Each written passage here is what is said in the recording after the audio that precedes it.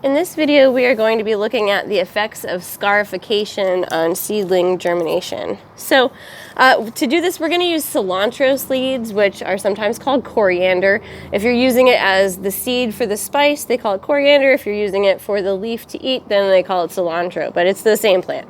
So this is a seed that's notoriously difficult to get to germinate because it requires some scarification for germination. So we're going to try two different methods of scarification, and we're going to try no treatment, and we're going to just compare all three. So to start off, we're just going to put 2 seeds per each cell in our no treatment category. And then we're going to do 2 different treatments. The first treatment is going to be sandpaper, and the purpose of the sandpaper is to act like weathering. So like being outside and among rocks, and grinding up against other surfaces like that over time. And that's what the sandpaper is going to simulate. The other thing that we're going to simulate is digestion. And so for digestion, I've chosen to soak our seeds in coffee. And coffee is pretty acidic. And so it's not going to quite be as acidic as your stomach acid would be, but it's going to do a pretty good job of simulating acidification. There we go. 2 seeds in there. 2 seeds in here. And we're just going to go through and look at that. Now we've got this. Okay. So we've got our seeds that are going to be for our first treatment here, and it looks like that's 48 seeds, right? Because I've got 12 cells, 2 rows, 2 seeds per cell. I'm gonna go ahead and put the lid on these so that I don't just dump them everywhere. And then our next treatment is going to be the sandpaper treatment. So for that, I put 50 seeds out on this plate, and I'm gonna take a piece of just regular sandpaper. This one happens to be 80 grit, I believe. I believe it says 80 grit. I'm not very good at my sandpaper terminology. So anyways, I'm just going to take on this plate, and I'm just going to kind of rub it like this on the top of all these seeds and just give it a little bit of a grinding here. Doesn't have to be a lot. Another thing that people will often use for scarification is a pair of fingernail clippers. Oh, I launched one somewhere. Good thing I put 50 on here, huh?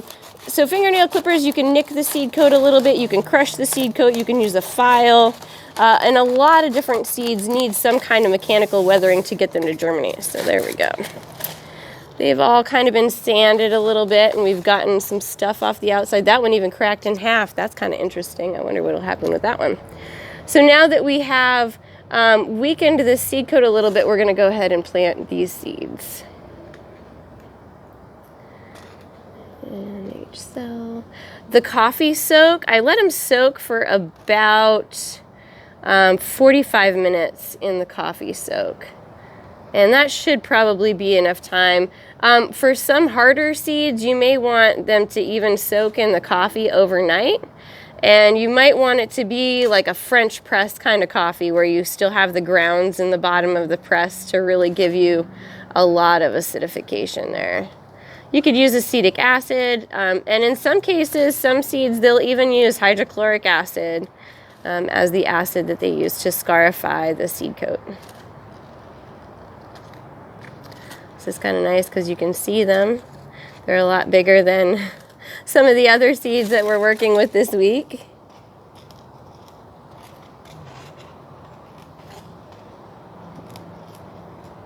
Oh, that one fell apart too.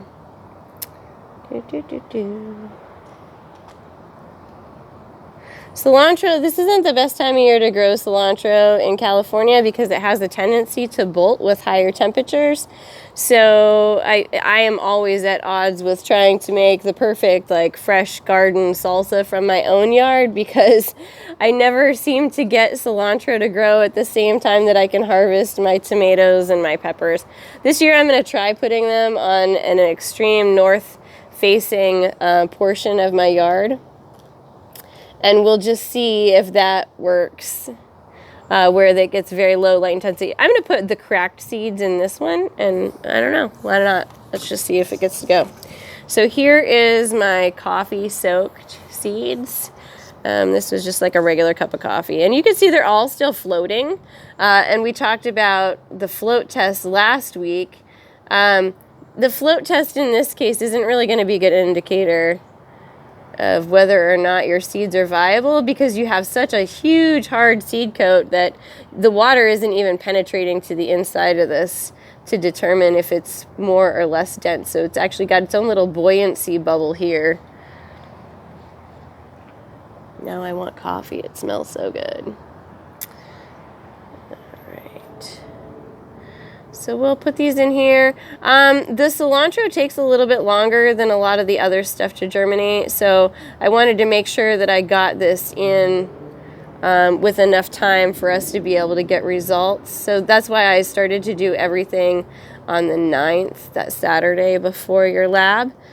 Just to try to buy us a little bit more time to see if we can get results on this. Uh-oh. Okay, well, it's in there somewhere. They're starting to stick to my fingers.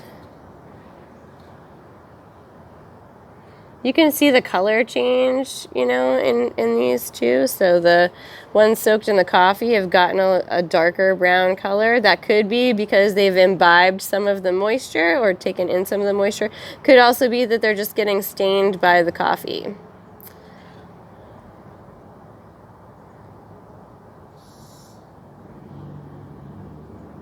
We're going to put this in the mist in the little greenhouse with our other experiments.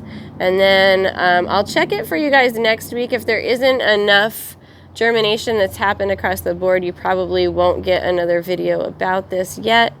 But we'll probably just be harvesting everything when we get to the final week of the week that we're doing all of the observations. So you're going to end up with a lot of videos, you know, doing things like opening our air layers and checking on all of the experiments that we haven't really been checking on for most of the quarter. A lot of this stuff just needs time, and you don't really want to disturb it while you're giving it time. So that's why we've kind of just not been checking on those things throughout the rest of the quarter. If you guys were doing this in the lab, you'd be able to go and do just like visual assessment and be like, hey, nothing happened. But since you're not here and you're there, you cannot do those visual assessments. So I just, in the interest of time for me, I haven't been giving them to you. Okay, so here we go. This is the last set. Now we have 48 seeds of each treatment that we will check on in a couple of weeks. I'm going to water this in and put it in the little greenhouse, and we'll see how it goes.